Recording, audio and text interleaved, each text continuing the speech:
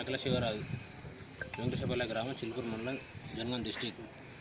17వ తారీఖు సోమవారం రోజు మా తండ్రి గారైన బట్టమేకల యాదగిరి, మా ఇద్దరు అన్నదమ్ములకు ధర్మరాజు, శివరాజు మాకు డిస్ట్రిబ్యూషన్ చేయడానికి వస్తే ఇద్దరు చేయను, ఎవరికైనా ఒకరికే చేస్తా అని, ఒకరికి చేస్తే 20,000 లంచం ఇస్తాను చేస్తా అని చెప్పడం జరిగింది.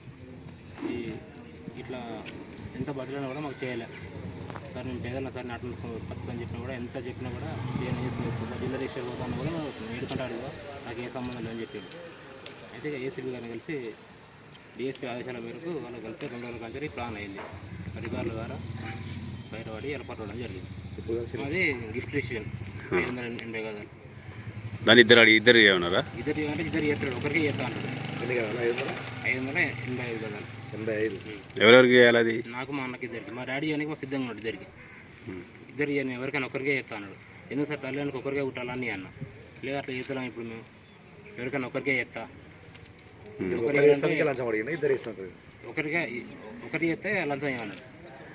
ఒకరు చేస్తే లంచం, ఇద్దరు చేయాలంటే లంచం ఇవ్వన్నాడు. ఒకరికైతే మళ్ళీ డబుల్ ఖర్చు, ఒకరికి చెప్పితే డబ్బులు డైరెక్ట్ ఎవరికి ఇచ్చింది? వాళ్ళకి 50 వాళ్ళకి ఇచ్చింది. మీ అన్న పేరు? మా అన్న పేరు ధర్మరాజు, బట్టమేకల.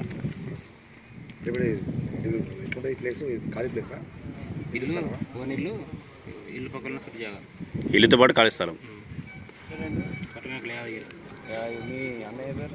బట్టమేకల ధర్మరాజు. మీ పేరు? శివరాజు. ఎన్ని గదాలు? 585 గదాలు. Survey number 121. వెంకటేశ్వరపల్లి.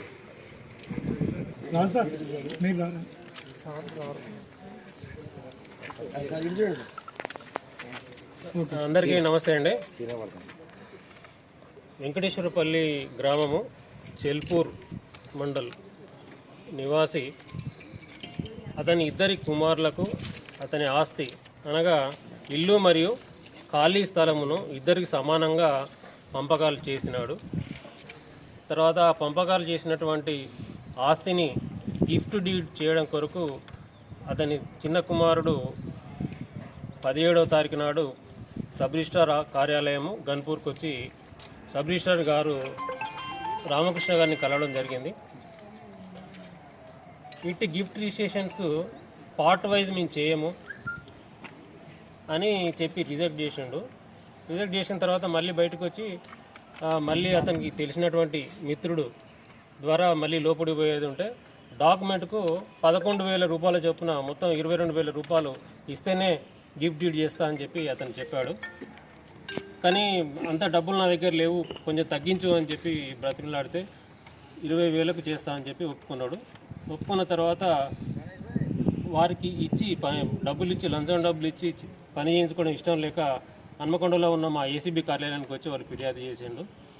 వారి ఫిర్యాదు మేరకు ఈరోజు సబ్ రిజిస్ట్రార్ కార్యాలయంలో రామకృష్ణ ఎస్ఆర్ఓ గారికి డబ్బులు ఇస్తుండగా మేము రెడ్ హ్యాండెడ్గా పట్టుకున్నాము. అట్టి డబ్బులు కూడా అతని అసిస్టెంట్, ప్రైవేట్ అసిస్టెంట్ అయిన రమేష్కు ఇవ్వమని చెప్తే అతని ఆదేశాల మేరకు, ఎస్ఆర్ఓ గారి ఆదేశాల మేరకు రమేష్ డబ్బులు తీసుకున్నాడు.